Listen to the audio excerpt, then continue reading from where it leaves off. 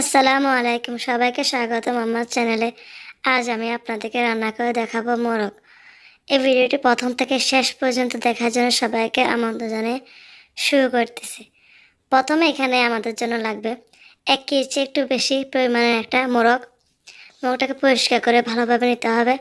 তারপরে মোরগটাকে piece piece করে সুন্দর করে আপনাদের পছন্দ মতো রেগুলার সাইজ করে কেটে নেবেন।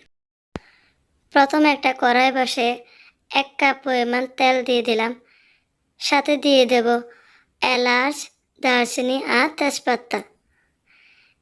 এবার দিয়ে দেব 1 কাপ পরিমাণ পেঁয়াজ। পেঁয়াজটা ভালোভাবে ভেজে নিয়ে এখন দিয়ে দেব মরিচ আর টমেটো। সাথে দিয়ে দেব আদা বাটা, রসুন বাটা 2 চামচ করে।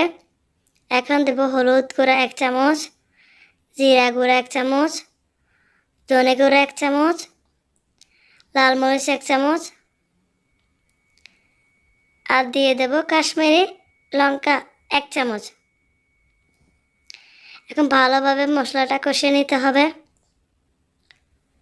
সাথে একটু পানিও দিয়ে দেব যেন মশলাটা যেন পুড়ে না যায়।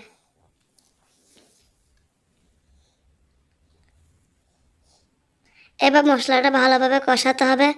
কষানোর পর আমরা মোরগগুলো ঢেলে দেব।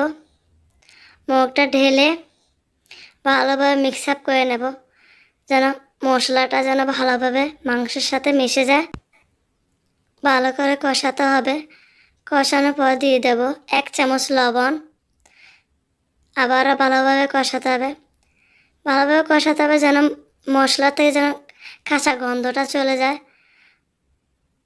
কন্টিনিউয়াসলি নাড়াচাড়া করে যেন নিচে পুড়ে না যায়, এভাবে করে নাড়াচাড়া করে নিতে হবে। আমি 5 থেকে 10 মিনিটের মতো কষানো হয়েছে আমার মুরগটা। দেখেন উপর তেলটাও চলে আসছে। মুরগটা অলমোস্ট কষানো হয়ে গেছে।